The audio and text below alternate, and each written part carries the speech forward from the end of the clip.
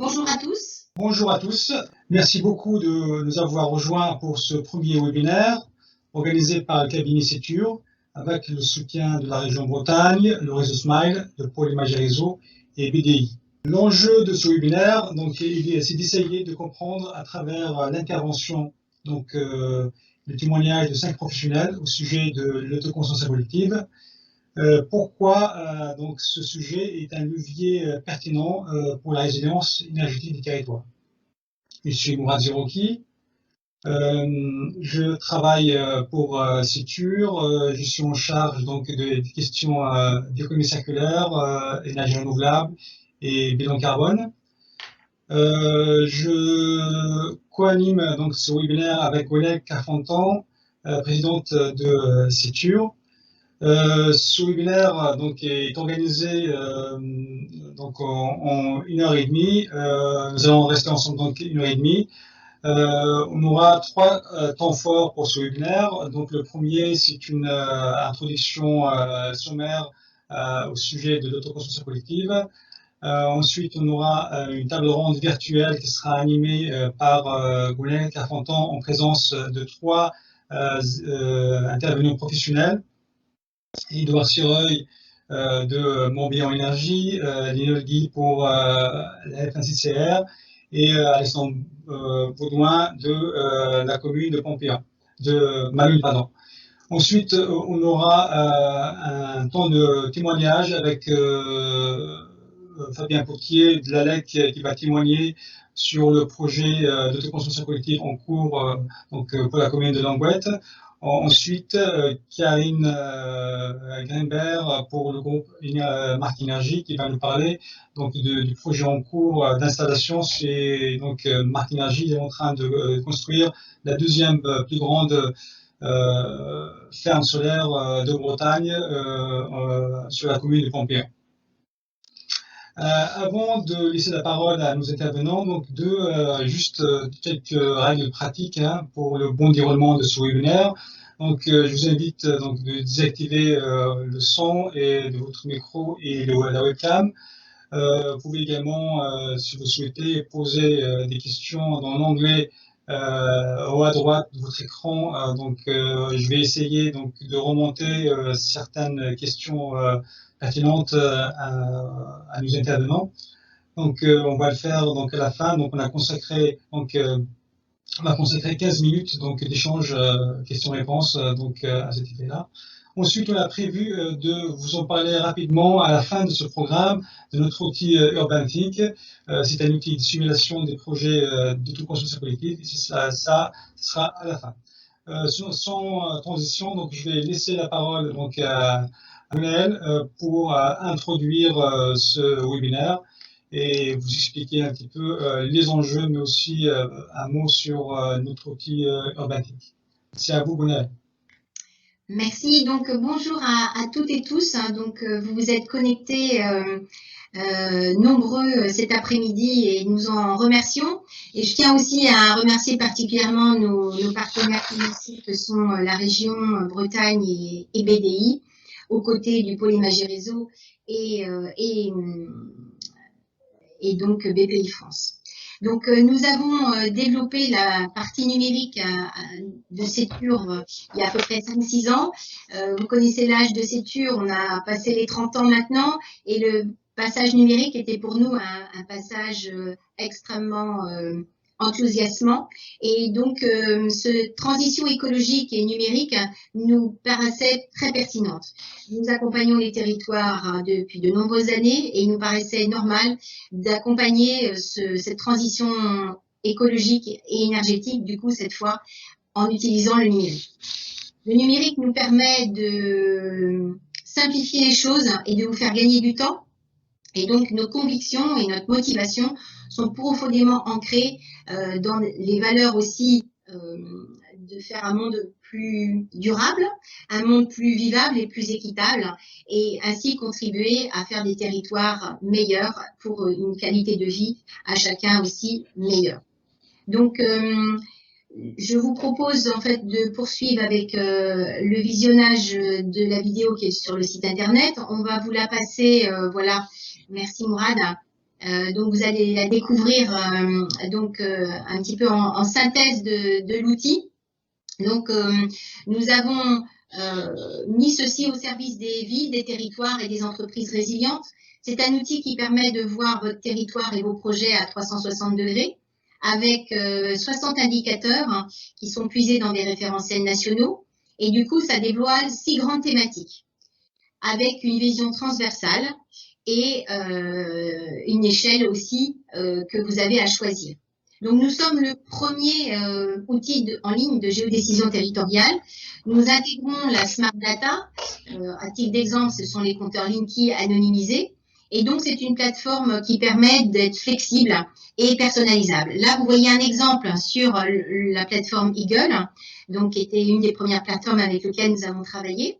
Et c'est une expérience qui a été très utile pour pouvoir aussi étendre notre outil à d'autres comme celui-ci qui est Esri Argis Online, qui permet aussi d'avoir un visionnage. C'est-à-dire qu'en fait, nous nous adaptons finalement aux outils aussi des collectivités qui sont en place.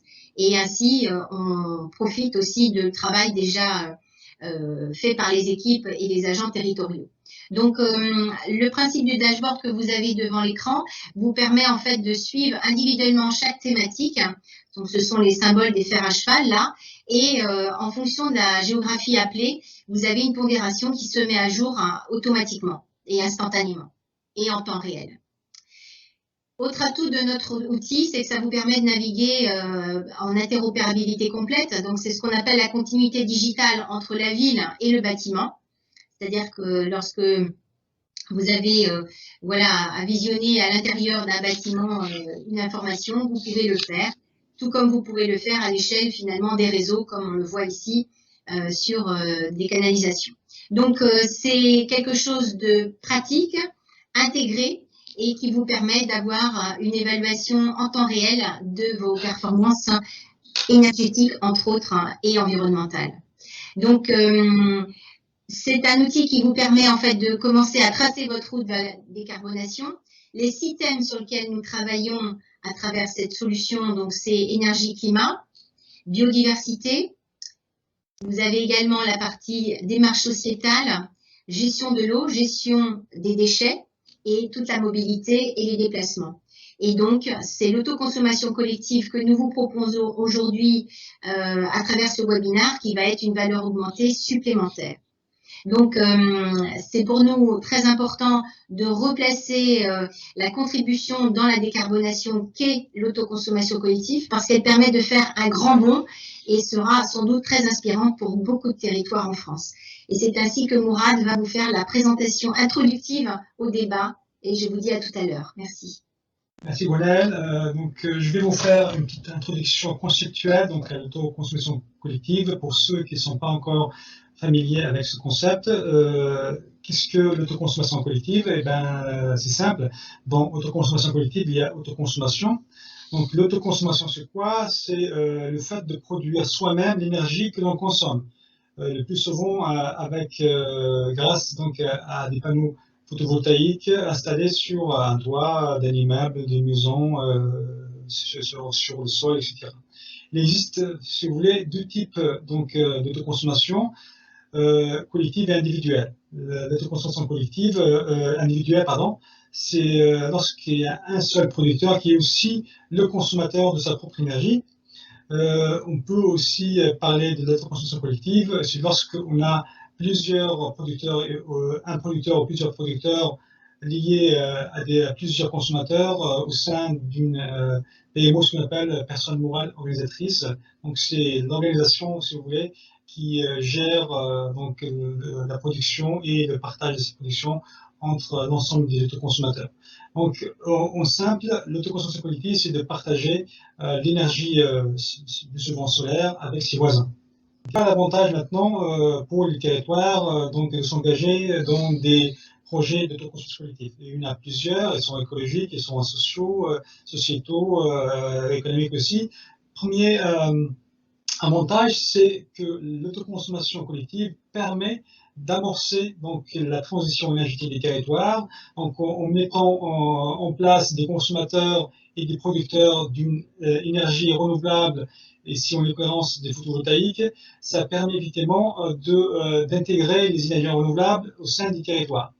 Le gain, c'est aussi de permettre une certaine résilience face à la fluctuation donc des prix de l'électricité, qui soit sur le marché national ou aussi avec l'impact sur les ressources, le prix des ressources. Donc l'idée c'est de se prémunir contre la fluctuation de ces prix, réduire aussi la facture d'électricité. Un autre élément important, c'est aussi favoriser donc un modèle de consommation décentralisé en boucle courte au niveau local. Hein. Ce modèle aussi de consommation collective d'énergie locale, c'est aussi un vecteur de création d'emplois locaux non délocalisables. On a plus souvent donc plusieurs entreprises qui sur le bassin d'emploi de la collectivité aussi ou de la métropole participent à cette activité donc d'installation des projets d'autoconsommation collective. Donc c'est aussi des nouveaux emplois créés dans le secteur. Les territoires peuvent aussi réaliser donc des gains supplémentaires de revenus suite grâce à la revente donc, de surplus d'énergie produite. L'autoconsommation collective, c'est aussi un vecteur de lien social. Donc, lorsqu'on met en place, donc, en lien, par exemple, un projet, dans un projet d'autoconsommation collective des producteurs et des consommateurs, c'est donc dans une communauté énergétique, ça privilégie, ça renforce le lien social sur le territoire. Donc ça, c'est pour les objectifs et les avantages de l'autoconsommation collective. Maintenant, trois éléments de contexte qui laissent présager que ce modèle d'autoconsommation collective va devenir le modèle d'avenir. En tout cas, il y a aujourd'hui un contexte favorable à l'émergence, à l'exploration de ce modèle de consommation décentralisé, local. Voilà. Premier événement, donc c'est la pandémie de Covid. Avec cette pandémie, donc on s'est rendu compte que l'économie française, à l'instar de toutes les économies européennes, est fragile, il manquait de résilience. Donc l'idée c'est de relocaliser certaines activités, y compris énergétiques, donc au niveau local, pour donner plus de résilience. On se souvient tous de ce qui s'est passé au début de la pandémie avec les masques, donc on était dépendants de la Chine. Mais au-delà, donc sur d'autres ressources fossiles comme le pétrole, le gaz, et le nucléaire, qui est à la base de notre système énergétique, l'idée c'est de relocaliser un petit peu toutes ces activités à travers donc la favorisation des modèles de consommation locaux, à l'instar donc de l'autoconsommation collective. Deuxième élément important, c'est le lancement du plan de relance vert. Donc le gouvernement français a consacré 30 milliards d'euros pour accompagner cette dynamique de transition écologique. Donc ça va donc soutenir l'économie locale et mettre en place et la mise en place de projets tels que l'autoconsommation collective. Un dernier élément important et cette fois-ci politique. Donc lors de dernières élections municipales, on a vu la déferlante, si vous voulez, verte sur la France. C'est une première historique. On a vu 9 grandes villes françaises basculer sous le giron de Europe Écologie Les Verts.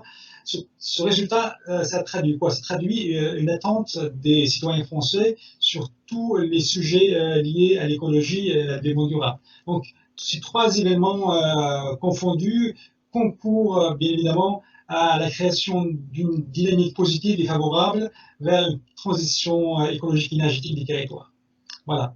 Donc là, juste une introduction sommaire au projet de construction positive. Maintenant, je redonne la parole à Gwenaëlle pour animer notre premier événement, table ronde avec nos invités. C'est à vous, Gwenaëlle.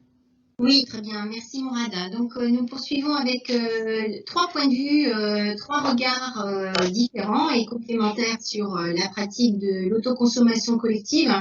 Et en cela, pour que chacun se positionne, si je puis dire, dans son expérience, je vous propose en fait de poser la même question aux 3, comme ça chacun pourra partager chaque point de vue entre un syndicat d'énergie comme celui du Morbihan, également une commune qui a beaucoup d'expérience, donc je pense que c'est la première commune de France qui s'est lancée dans l'autoconsommation collective, et également la FNCCR. Donc, voici cette question. En quoi l'ACC, l'autoconsommation collective, est un levier d'action pertinent pour les territoires et pour la résilience énergétique des territoires? Donc voilà, donc c'est une première question qui devrait permettre à chacun de se positionner en 2-3 minutes. Donc on va laisser peut-être du coup Lionel Guy démarrer si vous voulez. Lionel? Bonjour à toutes et à tous. Donc, je vais me permettre de prendre quelques secondes pour présenter la FNCCR avant de répondre à cette question sur finalement comment on peut inscrire l'autoconsommation collective dans le cadre de production actuelle. Donc la FNCCR, c'est la Fédération nationale des collectivités concédantes et des régies. C'est une fédération technique composée exclusivement de collectivités et d'élus. Donc on a la caractéristique d'être une fédération d'acteurs publics. On accompagne nos adhérents sur l'ensemble des sujets techniques liés à l'eau, les déchets, l'énergie et le numérique. Donc moi je fais partie du département énergie, je suis chef du service énergie renouvelable et maîtrise de la demande en énergie. Et on accompagne nos adhérents sur 2 grands piliers d'action, mais qui sont complémentaires et qui font le lien avec l'autoconsommation collective. Déjà un accompagnement de ce qu'on appelle les autorités organisatrices de la distribution d'énergie. Vous savez que les collectivités sont propriétaires des réseaux de distribution d'énergie. Elles se sont regroupées en syndicats pour gérer cette compétence et elles concèdent cette gestion dans le cadre d'une concession obligatoire à Enedis. Et on accompagne également les collectivités sur l'ensemble des nouveaux métiers de la transition énergétique, je dirais de la production d'énergie renouvelable à la maîtrise de la demande en énergie. Alors pour répondre un peu à cette question que vous nous avez envoyée, Madame Carsantan, sur finalement comment intégrer l'autoconsommation collective dans le cadre actuel et à venir, peut-être préciser quand même qu'au-delà de cet enjeu de l'autoconsommation collective, il y a un enjeu très fort pour l'ensemble des acteurs et notamment les collectivités, c'est celui de la massification des projets photovoltaïques. On a des objectifs de la PPE qui nous demandent de multiplier les puissances installées d'un facteur 5 à 6 d'ici à 2028. Et dans le cadre des modèles de développement, effectivement, aujourd'hui, on voit émerger sur les territoires des opérations d'autoconsommation collective. On a une 50aine d'opérations qui sont en fonctionnement aujourd'hui. La grande majorité sont développées par des collectivités. Et on voit, si on regarde un peu les chiffres de la Creux, que majoritairement les projets aujourd'hui raccordés au réseau sont faits pour des projets en autoconsommation. Alors vous avez donné les principales clés d'action au début de ce webinaire. L'idée, c'est vraiment, et on sent sur les territoires et sur les collectivités qu'on accompagne une appétence des acteurs à travailler sur ces sujets, l'idée de travailler sur des boucles économiques locales, de créer de l'emploi, et puis d'inscrire aussi le fait que les territoires sont bien le lieu où on fait et on met en place cette transition énergétique. Alors, historiquement, les AODE sont habitués à travailler à la gestion des réseaux de distribution d'électricité, à développer des projets. Et c'est bien pour ça qu'on a aujourd'hui des collectivités et que la collectivité est bien l'acteur un peu, je dirais, pionnier et qui met en musique un petit peu ces opérations d'autoconsommation collective. Pour nous, du point de vue d'une fédération nationale et sur les projets qu'on peut accompagner sur le territoire, l'autoconsommation collective elle est aujourd'hui dans une phase d'expérimentation et on verra les exemples après avec Edouard Serreuil et Alexandre Baudouin d'opérations territoriales, mais on est aujourd'hui dans une phase exploratoire qui est les prémices aussi d'un développement et d'une accélération de ce qu'on pourrait appeler les circuits courts énergétiques. Alors nous, on aime bien à la fédération parler un peu de potager énergétique, comment on peut mettre en lien des productions locales et des consommateurs locaux, avec cette idée que derrière on puisse travailler et demain sur des opérations d'autoconsommation collective un petit peu plus complexes, où on va intégrer en plus de l'outil de production, des outils de stockage, le lien avec la mobilité. On commence à voir émerger sur les territoires un peu des formes hybrides d'autoconsommation collective, avec le maillage entre une autoconsommation individuelle sur une toiture et le surplus qui n'est pas consommé individuellement est exporté dans une opération d'autoconsommation collective. Voilà, on voit que juridiquement, le cadre est en train de changer sur les circuits courts. On aura demain l'apparition sur les territoires des communautés d'énergie renouvelable, des communautés d'énergie citoyenne, dont une des habilitations sera bien le partage de l'énergie produite au sein de ces communautés. Donc on voit qu'on a l'émergence de l'autoconsommation individuelle et collective, mais j'attire quand même votre attention sur le fait que quand on parle d'autoconsommation, il ne faut pas faire face à un mirage. On autoconsomme une partie de la production, 5, 10, jusqu'à 30%. Il y a bien un lien très fort à garder avec le réseau de distribution publique, qui est quand même un outil de développement économique pour les territoires, un outil de solidarité entre les territoires, et qui est un outil essentiel.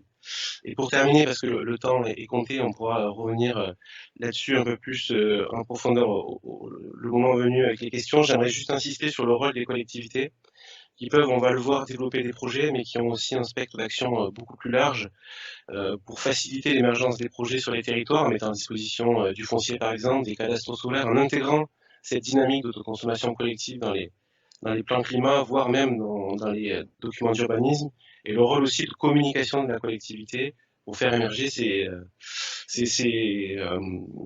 opérations de transition énergétique. Et je reviendrai peut-être un petit peu plus en détail ensuite sur le rôle spécifique des AODE qu'elles peuvent avoir autour de ces opérations d'autoconsommation collective. Voilà un peu pour une première intervention introductive. Je vous laisse la parole, monsieur Zerouki. Oui, donc je reprends la main. Merci pour cette présentation. Effectivement, je suis un petit peu gênée là parce que nous avons deux intervenants qui ont des problèmes techniques et du coup on n'arrive pas à les faire intervenir et c'était eux qui étaient censés prendre la main juste après. Donc ce que je vous propose, c'est de poursuivre la discussion à travers finalement le témoignage de la FNCCR. Et si vous en êtes d'accord, Lionel, est-ce que vous pourriez nous dire de quelle façon, pour vous, l'ACC se positionne dans le paysage actuel, en fait, les rôles des collectivités? Je pense que on va du coup s'adapter par rapport aux contraintes techniques des collègues qui vont du coup se connecter juste après. Est-ce que vous voulez bien du coup poursuivre votre témoignage dans ce sens-là? Effectivement, ce que je peux peut-être axer et vous préciser, c'est peut-être un peu qu'on rentre un peu dans le détail, peut-être des opérations aussi, sur un peu les points clés, peut-être si vous voulez, de l'opération d'autoconsommation collective, et ça permettra aussi de mettre en lumière le rôle des collectivités. Donc, comme le disait monsieur Zerouki en introduction, l'autoconsommation collective s'articule finalement autour de cette personne morale organisatrice. Une personne morale organisatrice qui peut prendre plusieurs formes, mais généralement sur les projets qu'on a pu nous accompagner au niveau de la fédération, on voit que c'est plutôt des associations qui vont regrouper à la fois l'ensemble des producteurs et des consommateurs, avec l'objet de cette PMO qui va d'abord avoir la mission d'être le relais avec le gestionnaire de réseau de distribution, de signer cette fameuse convention d'autoconsommation collective, cette PMO qui va garantir le bon fonctionnement, qui va pouvoir gérer aussi tous les aspects un peu administratifs liés à l'autoconsommation collective, suivi des répartitions, cette fameuse clé de répartition entre production et consommation, l'information aussi sur l'ensemble des acteurs, et finalement, voilà, garant aussi du respect, on l'a pas dit, mais les opérations d'autoconsommation collective s'intègrent bien dans un cadre, je dirais, réglementaire bien défini en termes de puissance maximale de production et en périmètre géographique. Donc la PMO va avoir ce rôle de maîtriser ce respect des différents critères techniques et géographiques. Il y a un aspect aussi important sur lequel nous on accompagne nos adhérents sur ces opérations d'autoconsommation collective, c'est l'idée de trouver les bons modèles économiques. Voilà, ça c'est un enjeu extrêmement important. Trouver le modèle économique qui va permettre de mettre à disposition, je dirais, un kilowattheure à peu près comparable à une offre un peu plus classique, même si il faut bien comprendre qu'une opération d'autoconsommation collective s'inscrit dans un cadre différent de celui d'achat d'électricité. Donc il y a cette question de modèle économique et de modèle technique. Il faut maîtriser le modèle technique. On n'est pas dans de la revente directe au réseau, on est bien dans dans des moments de production qui doivent être concomitants avec des moments de production. Donc il y a tout un travail technique que doit faire cette PMO, et c'est pour ça que aujourd'hui on retrouve en tant que acteurs pionniers un peu de ces opérations d'autoconsommation collective, des acteurs comme les autorités organisatrices de la distribution d'énergie qui ont une spécificité et qui travaillent depuis très longtemps sur ces questions énergétiques. La question aussi importante, au-delà de, je dirais, de ces aspects de modèle économique et de modèle technique, c'est l'aspect recrutement et comment on peut faire maintenir les consommateurs au sein de ces opérations d'autoconsommation collective. Vous l'avez compris, un producteur, lui, il va s'engager sur de nombreuses années, il va financer sa installation, et en contrepartie, bien évidemment, il doit avoir l'assurance de vendre sa production à des consommateurs, hein. Ça peut être des citoyens, ça peut être d'autres collectivités, des acteurs aussi, des PME locales. Donc l'intérêt vraiment de travailler au recrutement avec un engagement dans le long terme de ces consommateurs. C'est pour ça que nous on voit aussi émerger des modèles un peu ce que j'appelais hybrides, où on va avoir des consommateurs qui vont financer aussi des installations de production, ce qui permet de les intéresser à ces aspects-là. Que vous dire de plus que sur les tests? Oui. Merci Lionel. Je vais maintenant poser la même question à Alexandre Baudouin de la commune de Malonnet qui se trouve en Normandie. Alors, dites-nous Alexandre, en quoi l'autoconsommation collective constitue-t-elle un levier d'action pertinent pour la résilience énergétique de Malonnet et ce qui pourrait évidemment être extrapolé à toutes les communes de France? C'est ce que nous espérons dans votre démonstration. À vous Alexandre et merci encore. Merci Gwenaëlle, merci à CETUR d'avoir organisé ce webinaire et m'avoir permis de rendre compte de l'expérience de la ville de Malonnet en matière d'autoconsommation collective sur son patrimoine. Donc pour cela, moi, je vais déjà me présenter rapidement. Donc Alexandre Baudouin, je suis chargé de mission énergie-climat pour la ville de Malonnet. J'accompagne la collectivité sur toutes les dimensions de la résilience, la transition énergétique à l'échelle du patrimoine et du territoire, et notamment sur la partie production d'énergie locale. J'accompagne la collectivité sur le développement de ces installations de production d'électricité photovoltaïque et également je pilote l'opération d'autoconsommation collective de la collectivité. Pour la collectivité, quel est l'intérêt de l'autoconsommation collective pour dans un projet de territoire? C'est vraiment, pour Malonnet, ça a été un vrai levier de mobilisation des acteurs du territoire autour de ce projet, des acteurs comme Enedis, comme la métropole, comme voilà, l'association locale de développement d'énergie renouvelable, des fournisseurs d'énergie. C'était une vraie opportunité pour nous de saisir un nouveau concept qui bénéficie directement à l'économie du territoire. Ça a été aussi un formidable levier d'action pour accélérer le développement de la production ENR sur le patrimoine de la collectivité, puisque si on prend l'autoconsommation de manière globale, donc individuelle et collective, le fait d'avoir cette approche supplémentaire qu'est l'autoconsommation collective nous a permis d'augmenter la rentabilité de nos projets sur le patrimoine.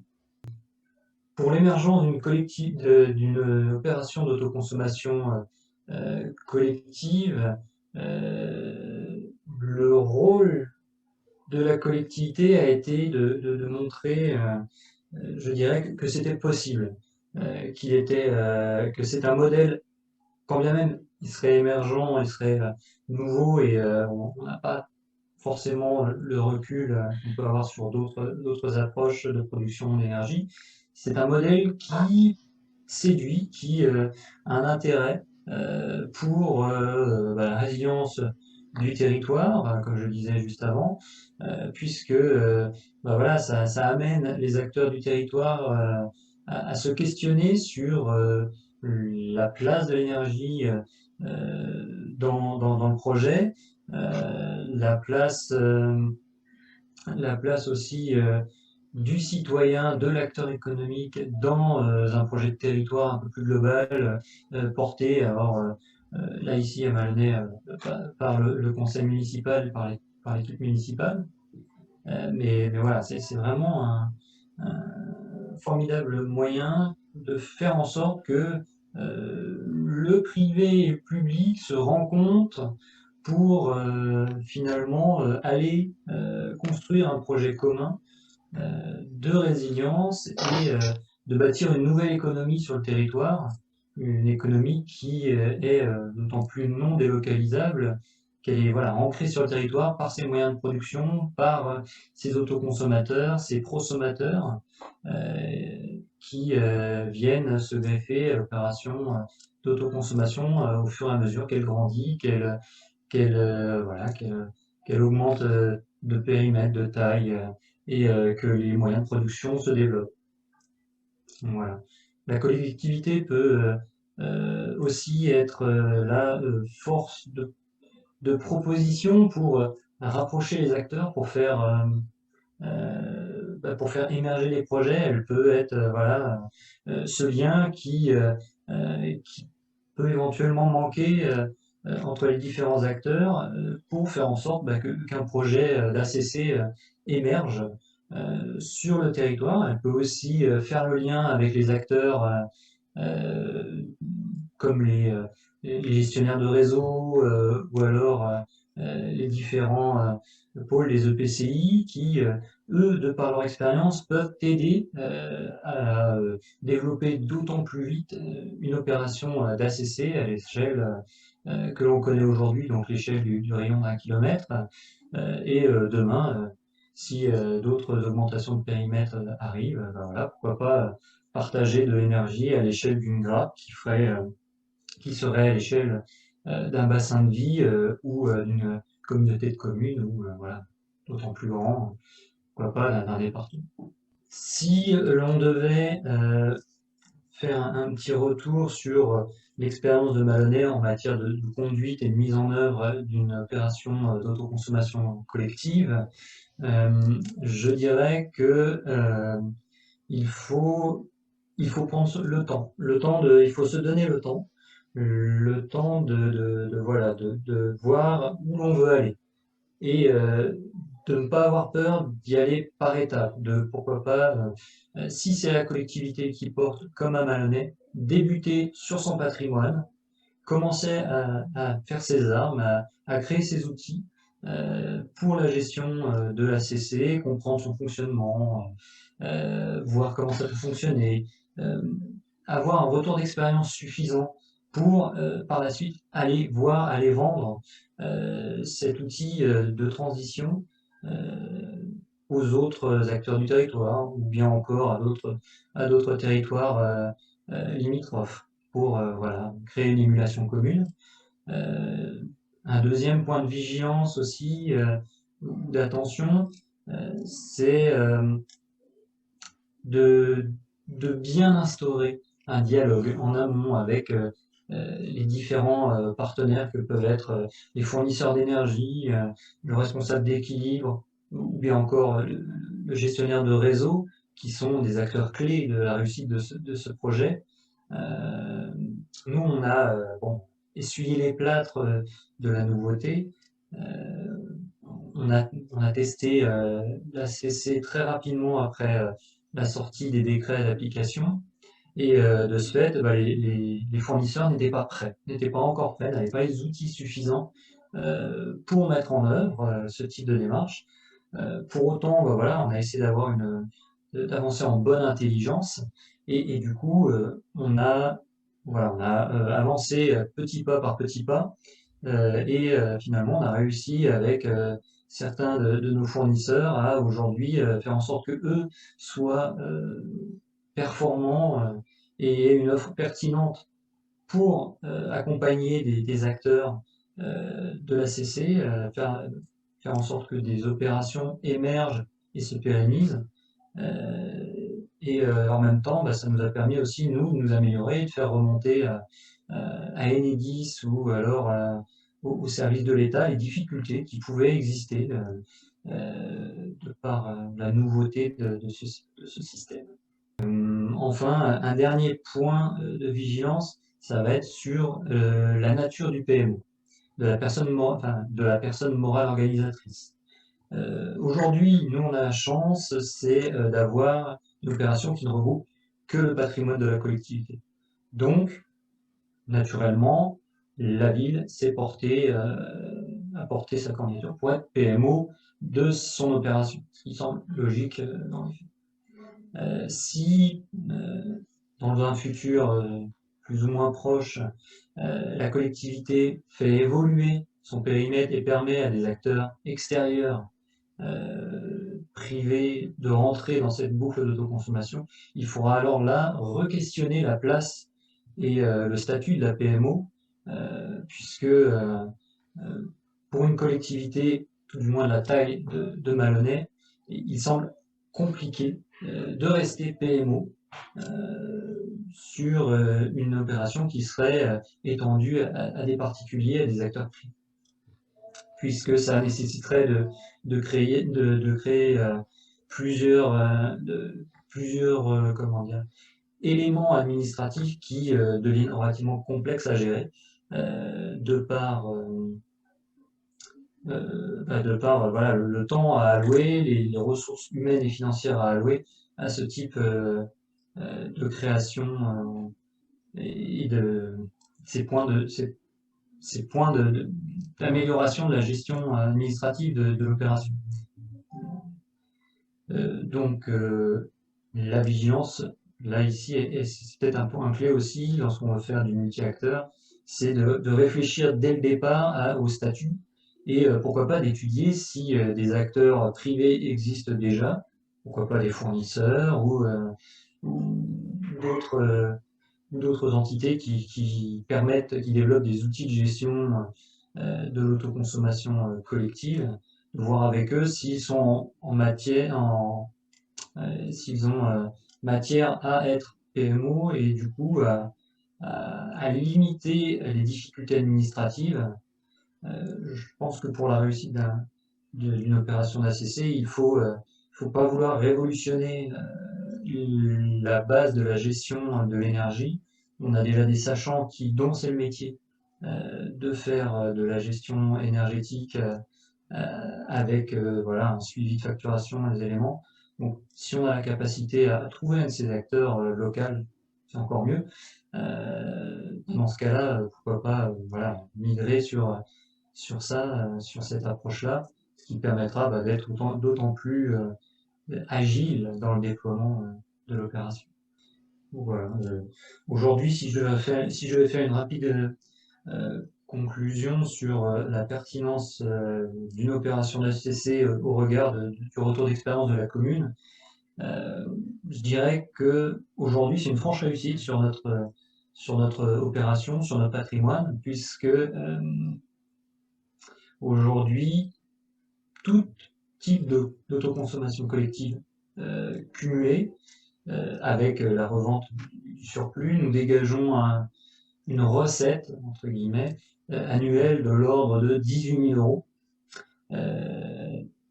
Donc voilà, c'est une recette pérenne pour la collectivité qui ne fera qu'augmenter avec voilà, l'augmentation qui devrait se poursuivre du prix de l'énergie.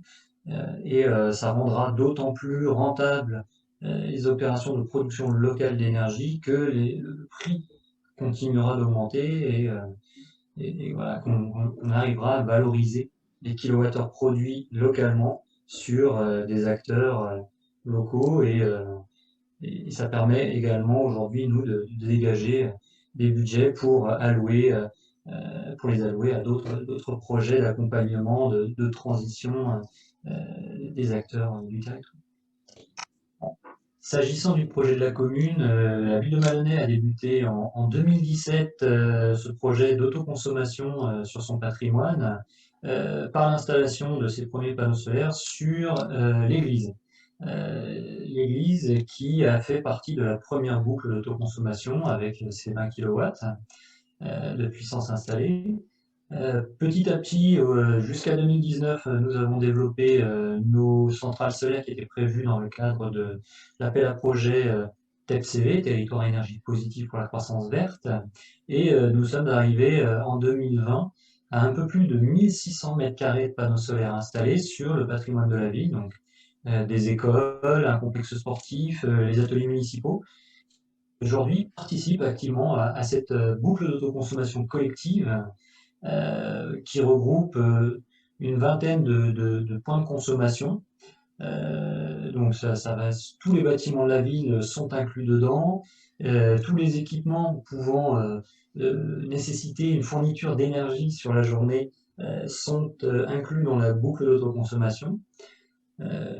Donc ça représente un petit peu plus, aujourd'hui on produit un petit peu plus de 200 000 kWh à l'année sur les premières installations qui ont été créées. Et nous allons continuer par la suite à développer nos moyens de production sur les espaces publics qui nous restent encore, hein, qui sont disponibles, qui sont propices à l'installation de panneaux solaires, ce qui devrait nous permettre d'atteindre un peu plus de 350 kW crête de puissance installée d'ici à la fin de ce mandat. Le développement de notre boucle d'autoconsommation collective s'est fait en 2 temps. On est passé, on a connu toutes les évolutions jusqu'ici réglementaires, à savoir on a démarré avec un périmètre qui était limité aux transformateurs de quartier. On a poursuivi ensuite avec le rayon de 1 km. Et là, aujourd'hui, de nouvelles opportunités s'ouvrent avec l'arrivée d'un nouveau périmètre de 20 km via dérogation qui permettrait éventuellement à la ville de Malonnet, mais également à d'autres acteurs, de s'inclure dans une vision un peu plus globale, un peu plus territoriale, à l'échelle d'un bassin de vie, pour partager de l'énergie entre acteurs sur le territoire. Et donc cette vision-là, on essaie de la porter à l'échelle du bassin de vie dans lequel s'inscrit la ville de Malonnet, donc la vallée du Cali. Et on espère pouvoir motiver d'autres collectivités, d'autres acteurs à se lancer et à nous rejoindre dans ce projet, d'autant que nous avons aujourd'hui un magnifique retour d'expérience à partager. On a des résultats aujourd'hui qui sont bons. On dégage aujourd'hui entre tous les types d'autoconsommation collective et la revente du surplus, on dégage environ 18 000 euros pour le moment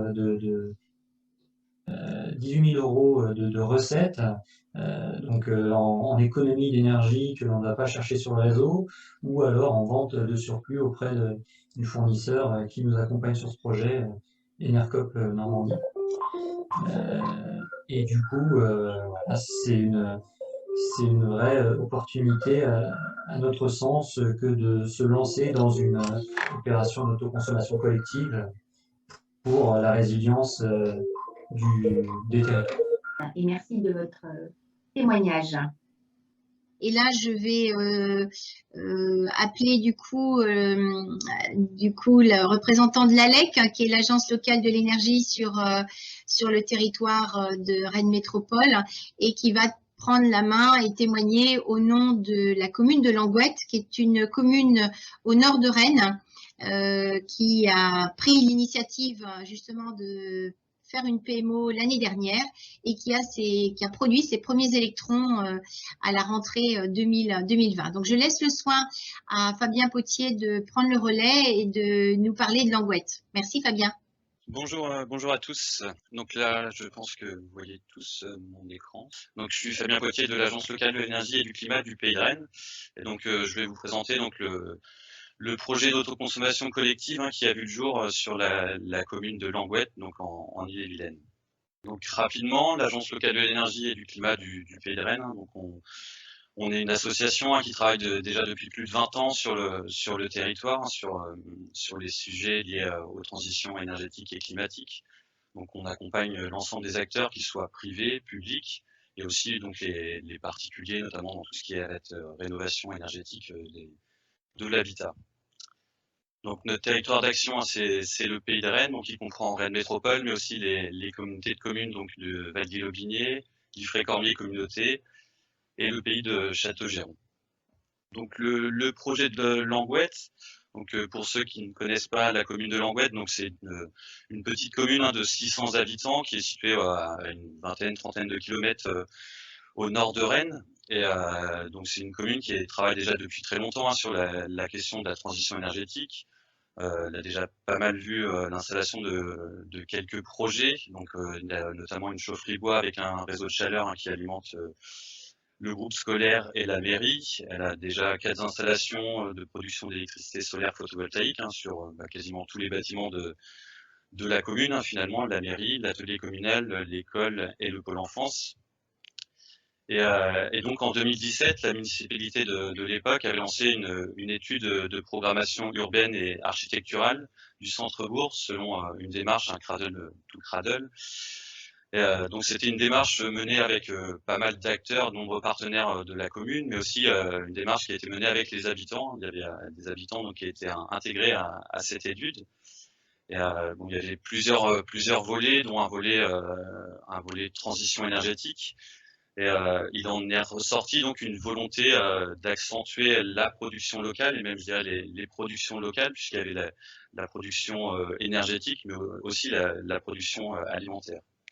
Donc sur la production énergétique, bon, c'est de là qu'est sorti finalement ce projet d'autoconsommation collective. Et sur la production alimentaire, donc par exemple, c'est l'ancien stade de foot qui a été transformé en parcelle avec l'installation d'un maraîcher sur la commune. Donc si on revient à ce projet d'autoconsommation collective, donc ça avait été lancé, donc bon, l'étude est datée de 2017. Et justement, on était aux prémices de l'autoconsommation collective qui a dû voir le jour. J'ai plus les dates exactes d'ouverture par la loi, mais ça devait être en courant 2017-2018. Donc l'investissement et l'exploitation du projet, ça a été porté par Énergive, donc qui est la société d'économie mixte du syndicat d'énergie d'Ille-et-Vilaine. Les caractéristiques techniques du projet, donc l'installation qui a été retenue, donc c'est une production d'électricité via un tracker solaire donc de 75 mètres carrés. Donc un tracker qui a été installé par un fabricant brétilien qui est Okawin, qui est basé à Vitré, pour ceux qui connaissent. Donc il est prévu que ce tracker il produise environ 19 MWh d'électricité chaque année. Et donc, comme le disait un peu la personne tout à l'heure de la FNCCR, en fait, on a une partie qui va être utilisée en autoconsommation finalement individuelle par les bâtiments de l'école et de la mairie qui sont sous le même compteur d'électricité. Et donc le surplus va être intégré à cette boucle d'autoconsommation collective et qui intègre en fait 9 autres sites situés à proximité, dont une exploitation agricole. Donc les autres, c'est des 8 habitants de la commune et le 9e qui est habitant aussi, mais qui dispose d'une exploitation agricole. Et donc pour ces personnes, en fait, l'énergie qui provient de l'autoconsommation collective, elle va représenter 5 à 10% de la consommation annuelle d'électricité. Donc ces consommateurs, finalement, ils vont bénéficier d'une énergie locale à un prix compétitif, on pourra le voir en détail, mais qui est de l'ordre de 16 centimes d'euros. Bon, c'est les prix, donc TTC, à toute taxe comprise, également la TVA, mais aussi les taxes locales. Et donc c'est les prix qu'on peut observer chez les autres fournisseurs qu'on retrouve sur le marché finalement. Donc voilà comment se présente la répartition des consommations. Donc on retrouve à gauche en fait le producteur d'énergie qui va être la commune au travers de l'investissement qui a été porté par Énergive. Et donc l'énergie elle va d'abord être autoconsommée par la mairie et l'école. Et donc si on a un surplus, l'énergie elle va être répartie auprès des 9 autres consommateurs dont on a parlé tout de suite. Et donc à la fin, donc si toute l'énergie elle n'est pas consommée par tous ces consommateurs qui faisant partie de la boucle d'autoconsommation, le surplus d'électricité il est revendu à ce qu'on appelle un acheteur de dernier recours. Et donc il avait fait le choix sur ce projet de retenir Enercop qui a été retenu comme acheteur de dernier recours. Donc sur le petit graphique, on voit clairement comment ça se passe pour le consommateur lambda. Donc on voit l'évolution en fait de sa consommation d'énergie électrique sur une journée. Et en fait sur cette journée, il va avoir finalement deux fournisseurs, un fournisseur local qui va être la commune, avec lorsque le tracker d'énergie va produire de l'électricité, eh bien ce sera lui son fournisseur d'énergie. Et en dehors de ses horaires, finalement, c'est le fournisseur classique qui va lui facturer son énergie électrique. Bon, physiquement, il y a aucune différence. Le consommateur, il va pas brancher sur une prise différente. Les électrons, ce sont les mêmes, mais c'est vraiment au niveau de la facturation où en fait, on va avoir deux fournisseurs d'énergie sur la journée et forcément sur l'année. Donc ce projet, il a impliqué finalement un panel d'acteurs assez important, avec une personne centrale, donc pareil, qui a été évoquée tout à l'heure, c'est la personne morale organisatrice, qui est la PMO, donc qui doit regrouper à minima les consommateurs et le ou les producteurs d'énergie. Donc sur la commune de Langouette, sur ce projet, donc c'est la PMO, elle a pris la forme d'une association qui a été créée pour ce projet, Soleil Langouette en breton. Et donc elle regroupe les consommateurs, les producteurs, mais aussi les membres bienfaiteurs dont fait partie l'ALEC en fait, et Énergie. Et ces membres bienfaiteurs, en fait, c'est des personnes qui peuvent apporter des conseils, un aide au projet d'autoconsommation collective. Nous, en fait, le rôle qu'on va avoir, nous, à l'ALEC, c'est justement d'accompagner les consommateurs dans la prise en main finalement de ce projet, puisque l'objectif, c'est bien d'essayer au maximum d'aller consommer cette énergie locale, et du coup, lorsque le tracker va produire de l'électricité. Autour de ça, on retrouve finalement le consommateur, on en a parlé, lui il se retrouve avec deux contrats de vente, un avec son fournisseur classique qu'il pouvait avoir jusqu'à maintenant. Après il pourra changer s'il le souhaite demain vers un autre. Il se retrouve avec un contrat de vente avec la commune qui est son fournisseur d'énergie. À côté de ça, on retrouve Enedis qui finalement collecte toutes ces données en tant que gestionnaire du réseau de distribution, les collectes des consommations d'énergie et de production du tracker issus des différents compteurs Linky, des consommateurs et aussi de celui côté producteur, donc de la mairie. Et en fait, ces données, elles sont transmises à une plateforme, donc c'est la plateforme EnoGrid qui avait été retenue. Donc c'est une société qui a développé un outil en fait qui va permettre de répartir virtuellement finalement les kilowattheures consommés entre chacun des consommateurs membres du projet d'autoconsommation collective. Puisqu'en fait l'association elle va décider aussi de comment elle souhaite en fait répartir cette consommation d'énergie. Donc pour cela elle est assistée du coup via cette plateforme, mais elle peut décider en fait d'allouer plus d'énergie à un consommateur qu'à un autre sur tel ou tel critère. Donc nous par exemple sur ce projet, il y a plusieurs boucles. Sur la première, donc il y a une répartition on va dire de manière égale sur tous les consommateurs. Et il y a un deuxième tour qui est fait, si je représente ça, mais un deuxième tour si tout n'est pas consommé sur ce premier tour. Et là, la priorité est donnée aux consommateurs ayant ayant une activité économique en fait sur la commune, puisque on trouvait intéressant de peut-être faire plus profiter des personnes qui avaient une activité économique sur la commune et dont notamment justement l'exploitation agricole. En dessous, on va retrouver donc Énergie qui a investi dans l'installation et qui va être l'exploitant, et donc on a un contrat de service et une convention d'occupation temporaire du domaine public pour l'installation du tracker. Ensuite, on retrouve Okawin, donc qui a fabriqué, installé le tracker et qui va assurer la maintenance. Enercop, on l'a vu tout à l'heure, en tant qu'acheteur de dernier recours. Ici, donc, le projet qui avait fait l'objet d'aide financière donc, de la région Bretagne et de la communauté de communes Val-d'Ille-Aubigny.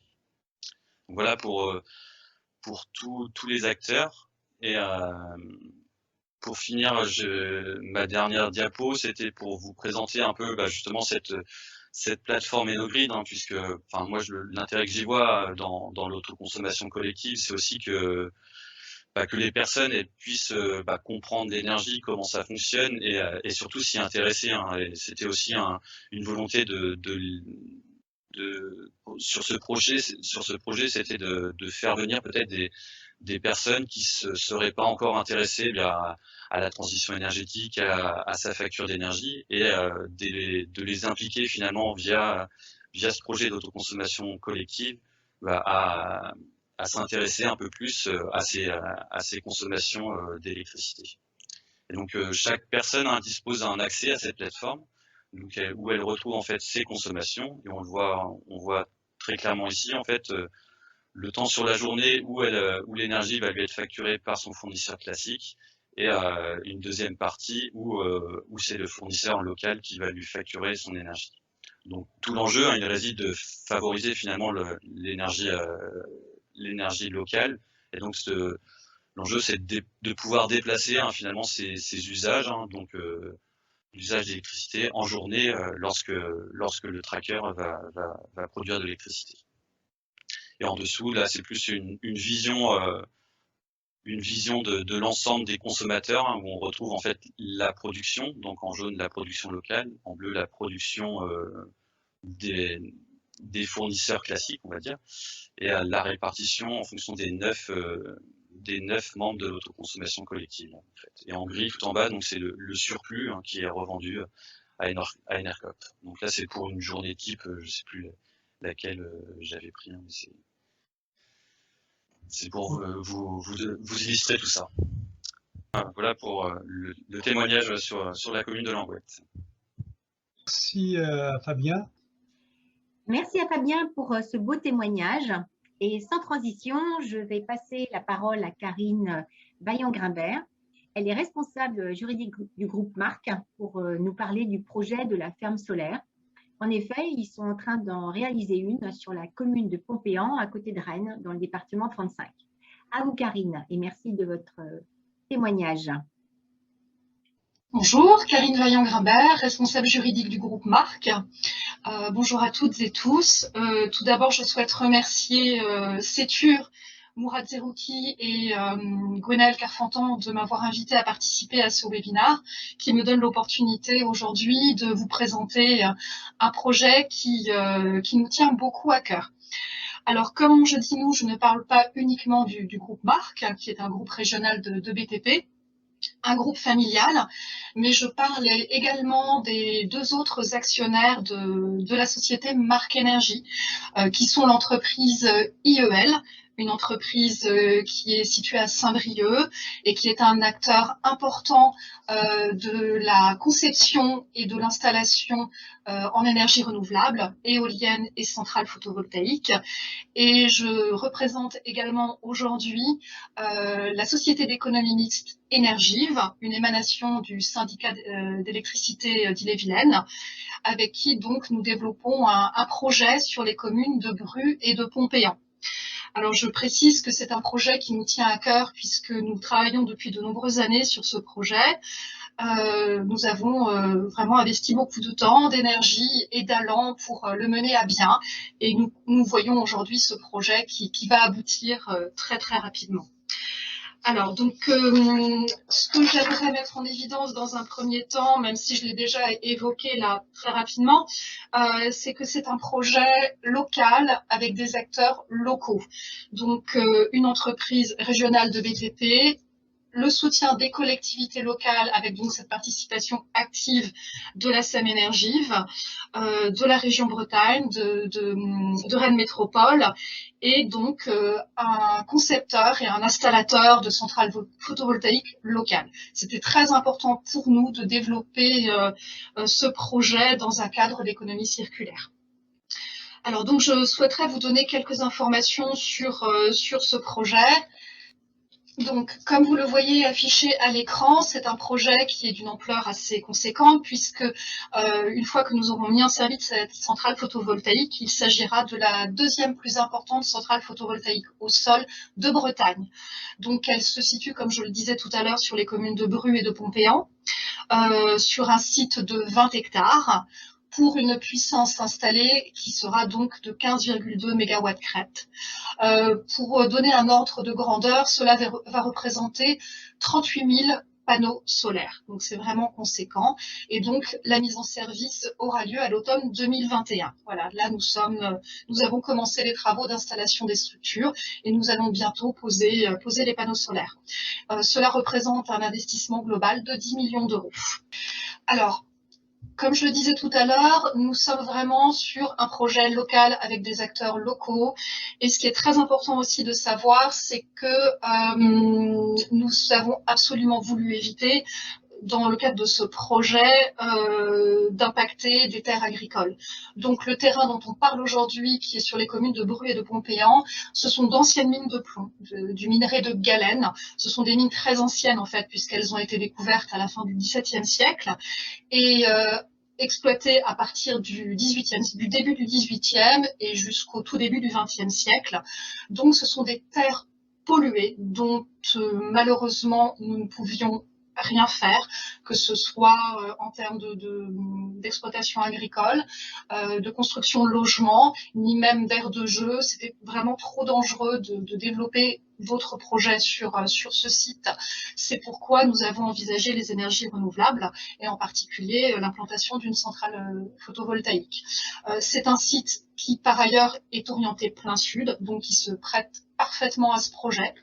Un site dont la topographie et la configuration est également idéale, c'est-à-dire que nous n'avons pas eu à remanier ce site, il est à même d'accueillir ce projet tel quel, et donc ça nous permet d'envisager et d'obtenir une intégration paysagère qui sera cohérente et qui impactera le moins possible l'esthétique et donc l'aspect visuel pour les riverains de cette centrale photovoltaïque. Comme je l'évoquais également, c'est un projet d'ampleur puisque une fois que cette centrale sera en exploitation, elle permettra d'alimenter l'équivalent de 5000 foyers, soit une petite commune, ce qui est quand même très intéressant. C'est également un projet, comme je le disais, qui implique des acteurs locaux, mais dans lequel nous voulons impliquer les citoyens. Et en priorité les habitants des deux communes concernées, des deux communes qui accueillent ce projet, à savoir les communes de Bru et de Pompéan. Donc, c'est la raison pour laquelle, comme je l'indiquais, sur un budget global de 10 millions d'euros, nous avons choisi, avec nos deux autres partenaires, IEL et la SEM Énergive, d'ouvrir le capital aux citoyens à hauteur de 800 000 euros par le biais d'un financement participatif. Et là encore, nous avons souhaité travailler en local et donc nous avons travaillé avec une plateforme rennaise qui s'appelle Gweneg pour nous permettre de mettre en place ce financement participatif. Donc nous parlons ici d'obligations pour employer un peu de jargon financier, avec un ticket d'entrée à 500 euros et un maximum par investisseur de 10 000 euros.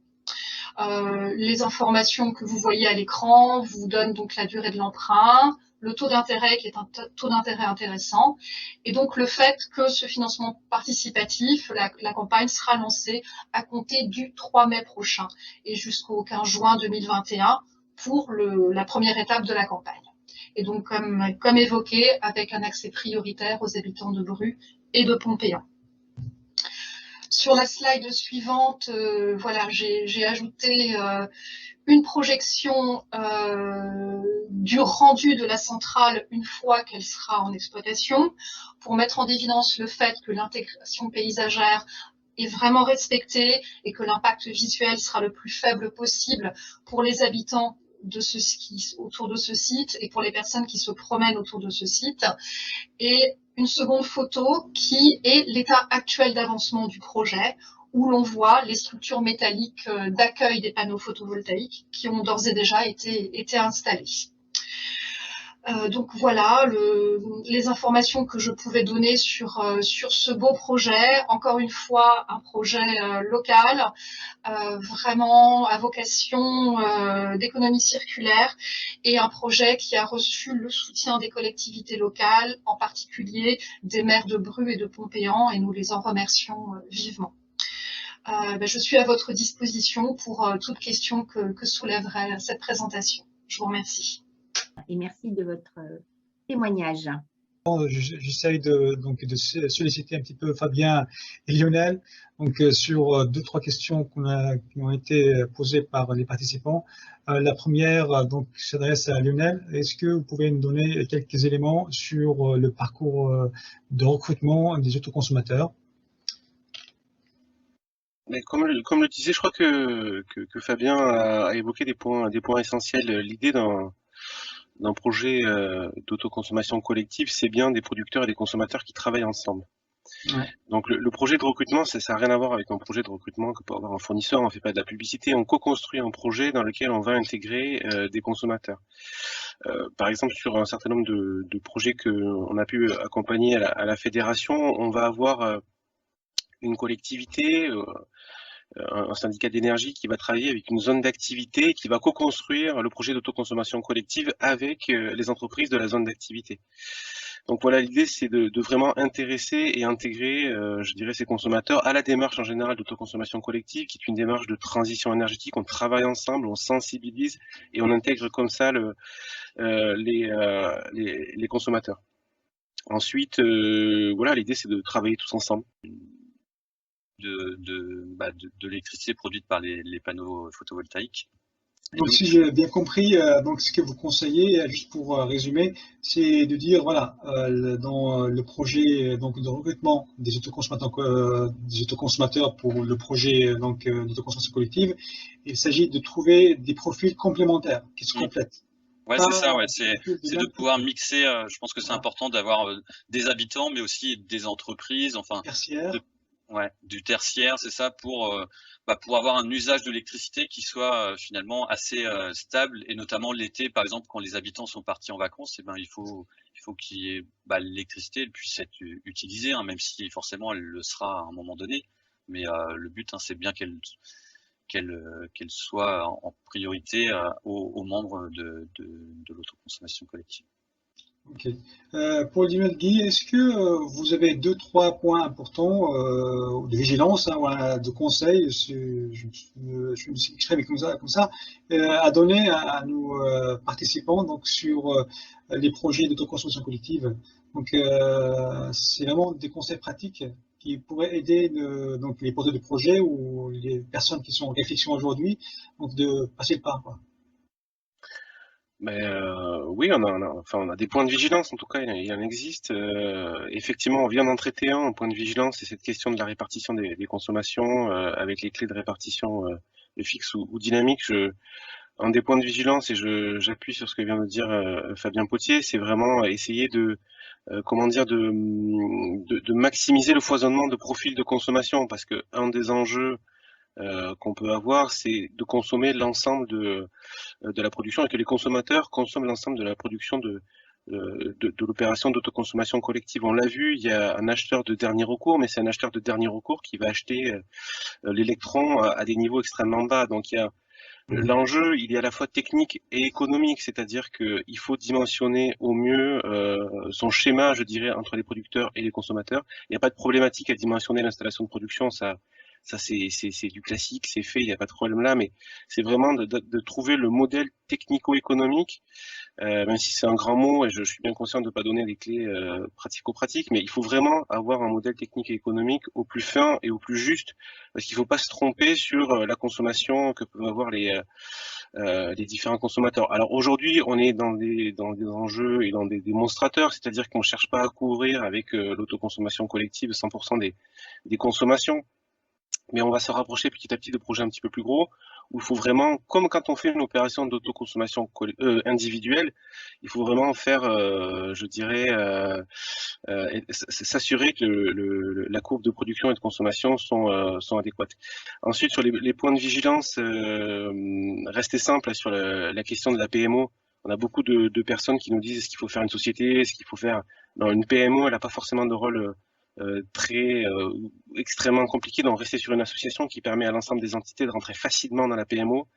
Je prends ma casquette collectivité, mais si vous commencez à créer une société de projet, une SAS, ça va créer des difficultés de gouvernance, de contrôle de la société, donc vraiment rester simple. Voilà, après c'est pas forcément, une fois qu'on maîtrise, je crois, les aspects techniques et économiques, c'est pas forcément des projets qui sont très compliqués. Alors c'est vrai que le schéma qu'a présenté Fabien, il est très compliqué. Enfin, il paraît très compliqué quand on le regarde de loin, mais c'est assez simple. En fait, le producteur, il produit et il continue à produire d'une manière classique. Le consommateur, il consomme et le consommateur, le citoyen, il s'occupe pas de la gestion des taxes, etc., de la collecte. Ça, c'est son fournisseur classique qui va le faire, donc faut pas s'inquiéter là-dessus.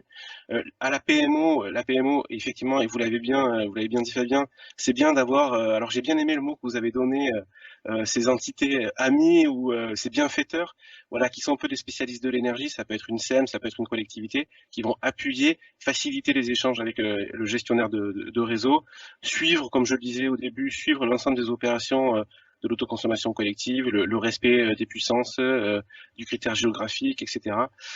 Donc voilà, il n'y a pas... Faut pas en avoir peur de l'opération d'autoconsommation collective, ni même du recrutement. C'est des choses qui se font ensemble. On construit le projet ensemble et ça fonctionne assez bien. Et c'est pour ça qu'aujourd'hui, on a une 50aine de projets qui sont en fonctionnement et plus d'une centaine dans les cartons parce qu'on arrive à développer assez facilement ça. Je rebondis par rapport à votre dernière phrase.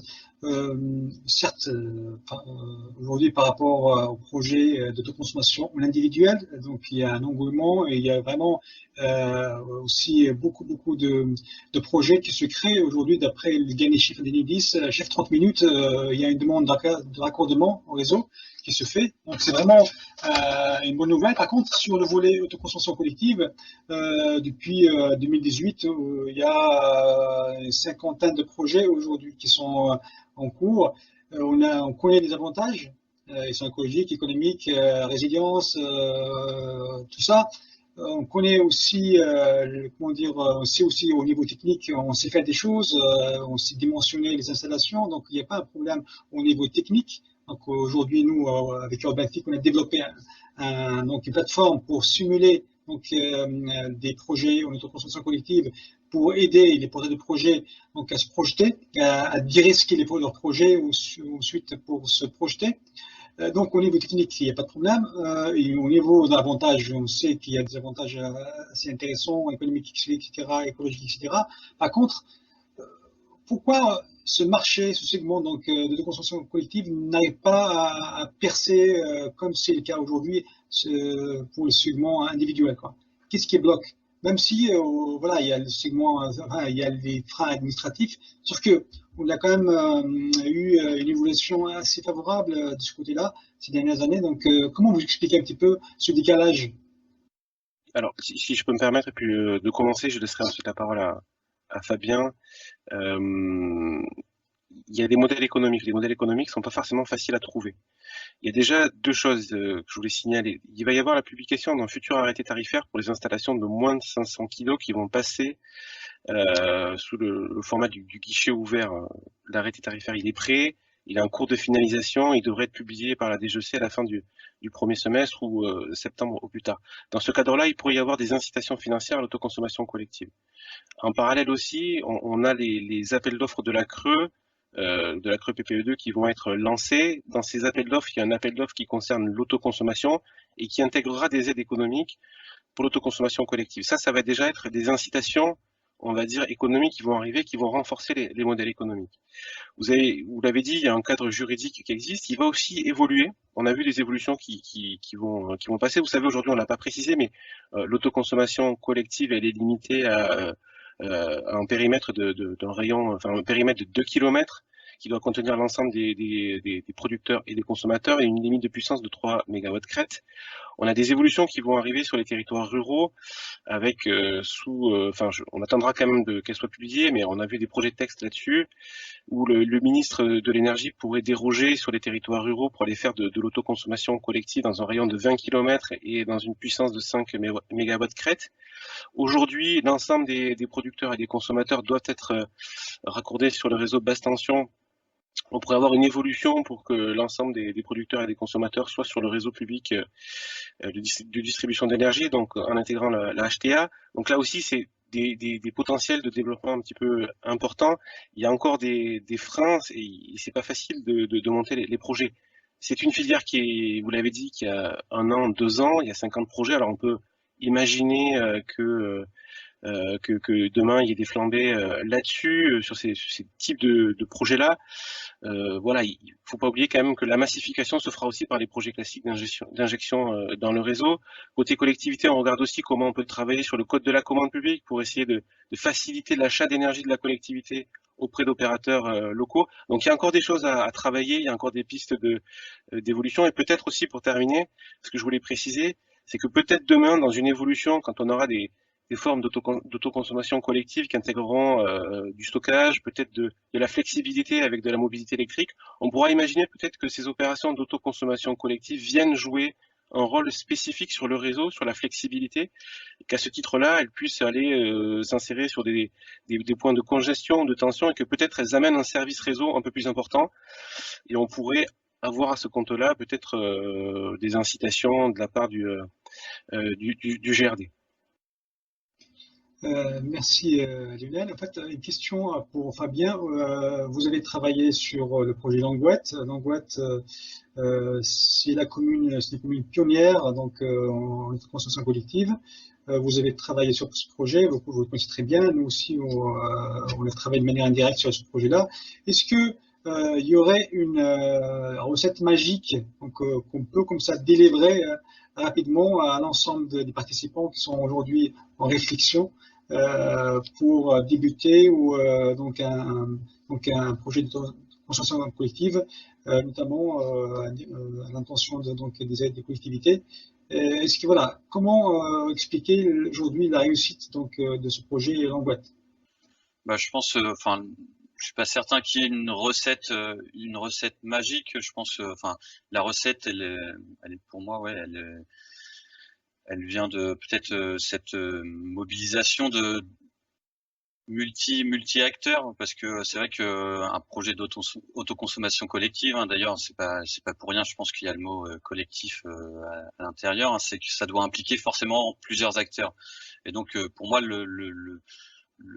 les prémices d'un projet, ils sont vraiment là, quoi. C'est que les personnes, elles se mettent autour de la table, et puis qu'elles réfléchissent à comment on peut monter un projet d'autoconsommation collective.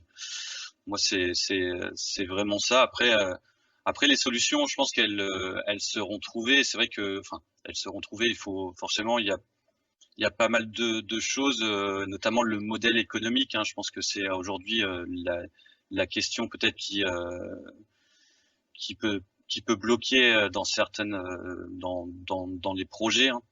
C'est vrai que bien souvent on est obligé d'avoir une part assez importante d'autoconsommation individuelle, et on l'a vu à Langouette, pour que le projet trouve un équilibre économique plus facilement. Donc c'est vrai que je pense que chaque projet quand même à regarder au cas par cas, mais je pense que la clé de la réussite, c'est vraiment la mobilisation collective pour mettre à jour un projet. Ok. Une dernière question peut-être pour clore cette table ronde. Est-ce qu'on peut dresser aujourd'hui un portrait robot d'une commune qui est éligible justement à un projet qui pourrait être déjà dans des bonnes conditions pour réussir? Est-ce qu'il y a un portrait robot d'un projet ou d'une commune qui peut effectivement aujourd'hui être un modèle justement pour mettre en place et réussir ces projets d'autoconsommation collective? Est-ce que le modèle, c'est plutôt de l'autoconsommation individuelle, collective, où par exemple les collectivités aujourd'hui, certaines se lancent dans un modèle de consommation collective, enfin individuelle. Ils mettent par exemple les installations photovoltaïques sur des bâtiments communaux réservés uniquement à la consommation des bâtiments communaux, donc sans partager forcément cette énergie. Est-ce que ce modèle qui marche aujourd'hui, ou il y a d'autres formes en fait? Est-ce que vous conseillez plutôt l'intégration des voisins, d'autres d'autres consommateurs? Est-ce qu'on est plutôt sur un modèle très consommation individuelle? C'est les seuls aujourd'hui qui commencent à devenir intéressants, ou vous conseillez plutôt un modèle de consommation collective tel qu'on vient de le définir?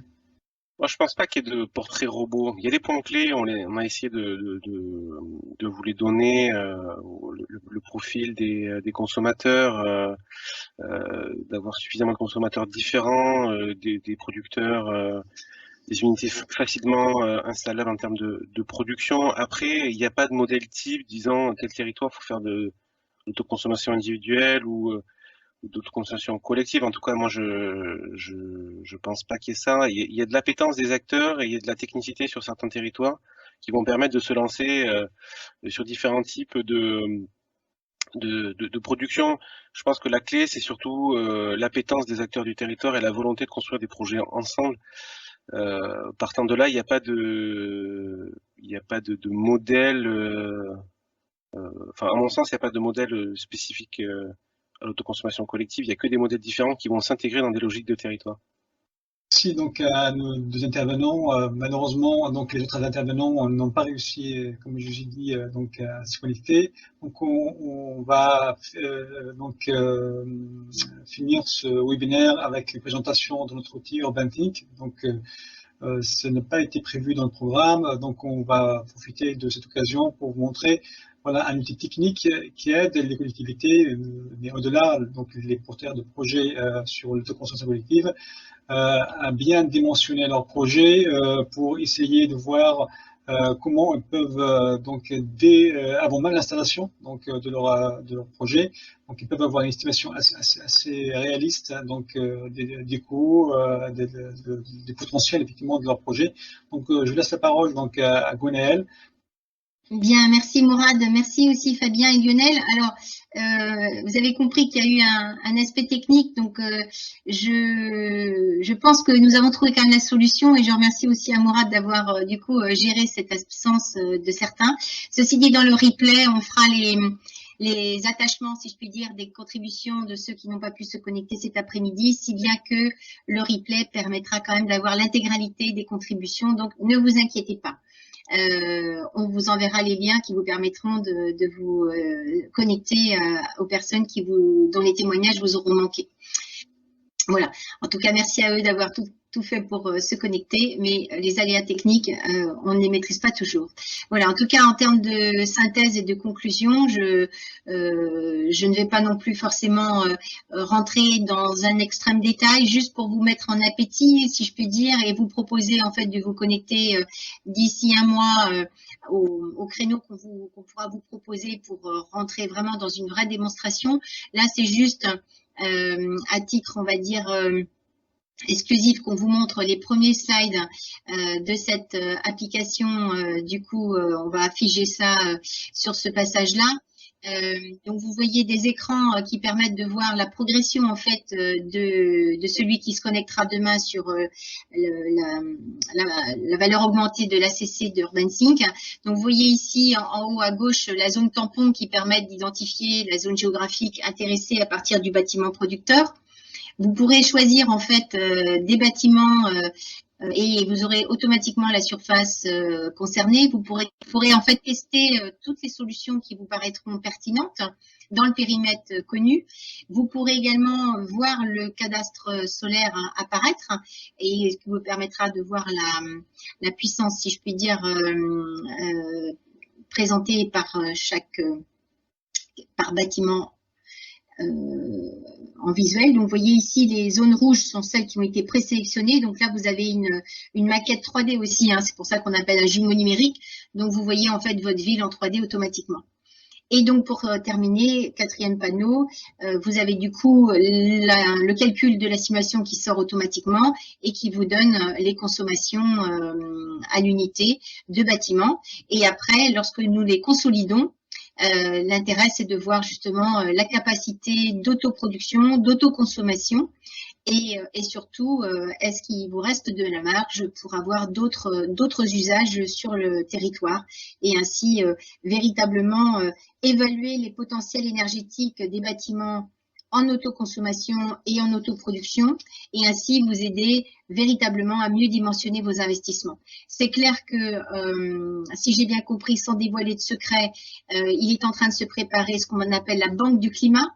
C'est une information qui m'a été transmise par BPI, Banque des Territoires. Donc, cette banque du climat va permettre, je pense, de financer en complément dans le cadre du plan de relance plein d'actions de ce type-là. Et l'intérêt, c'est de pouvoir déclencher ce qu'ils appellent l'intracting, c'est-à-dire que l'économie générée au bout de 20 ans à l'échelle de un bâtiment ou plusieurs bâtiments vous permet en fait de justifier l'investissement de départ. Donc, ça s'appelle de l'intracting. C'est une nouvelle façon de financement qui est en train d'être lancée et donc on pourra vous en dire plus d'ici un mois, j'espère, et ainsi voilà, rester très collé à la réalité économique et du coup l'ACC devenant une réponse écologique mais surtout une réponse aussi économique. Puisqu'à l'échelle d'un bâtiment, on a fait un calcul sur ceci, on arrivait à 260 000 € d'économie sur 20 ans, ce qui est colossal. Multiplier ça par autant de bâtiments à l'échelle d'une commune, ça vaut le coup de le regarder et de se retrouver donc très motivé pour enclencher la chose. Donc, en tout cas, ces Malonnais auraient pu nous parler de cette expérience financière extrêmement lucrative. Mais donc, dans le replay, comme je vous le disais tout à l'heure, ce sera possible.